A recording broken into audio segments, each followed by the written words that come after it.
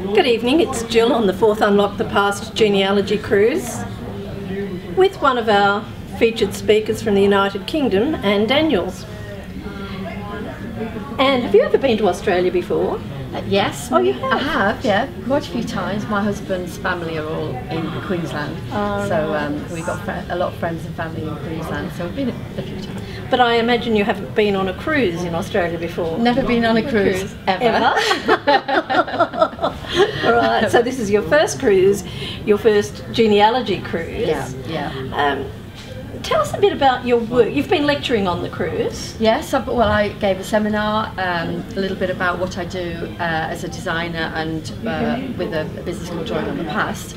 And I also then did some workshops, some hands-on workshops with people who are interested in doing a bit of practical work themselves. So tell us what your business actually does. What do you do when you're sitting in your office back in Derbyshire? Well, I work with people who've collected data within their genealogy studies, anybody. Well, I use photographs.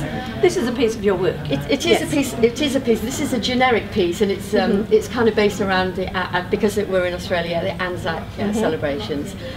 So it's not specific to any one family. But what I do is this is kind of typical of the kind of artwork that you would end up with, but each photograph would be your own personal photograph, so I use photographs from your family history, ancestors, people with us and not with us anymore, but and I use a digital technique within Photoshop, which is layering and using patterns and textures to create what eventually basically is like a family portrait, an heirloom for your posterity. So you use family photos, you use some textures that you may have in your library.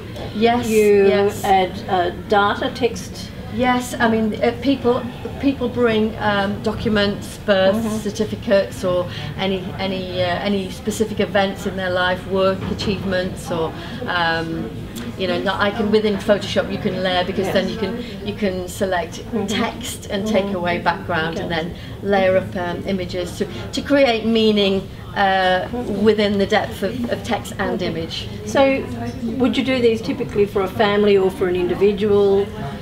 Yeah, when I mean an individual as a subject of the work. Right. It is both, but basically people tend to commission a piece for a specific birthday, a special birthday, anniversary. I, for instance, had a gentleman commission whose father, who he never knew, would have been 100 this year, 2014. So it was the celebration of his father's life. And then I've had for somebody's father's 70th birthday, partner's 50th birthday. For the person who has everything, it's a wonderful. Well, it's a kind of unique, something really meaningful and unique, and it's better than another bottle of whiskey or something. Yeah, or a golf set. Well, it depends if you're a golfer, I suppose.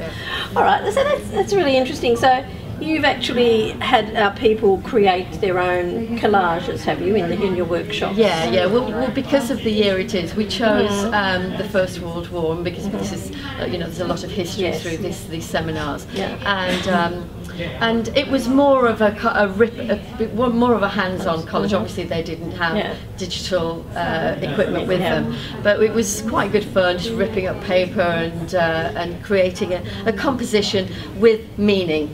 So there were text and images, and some of it was personal to them, but just a commemoration.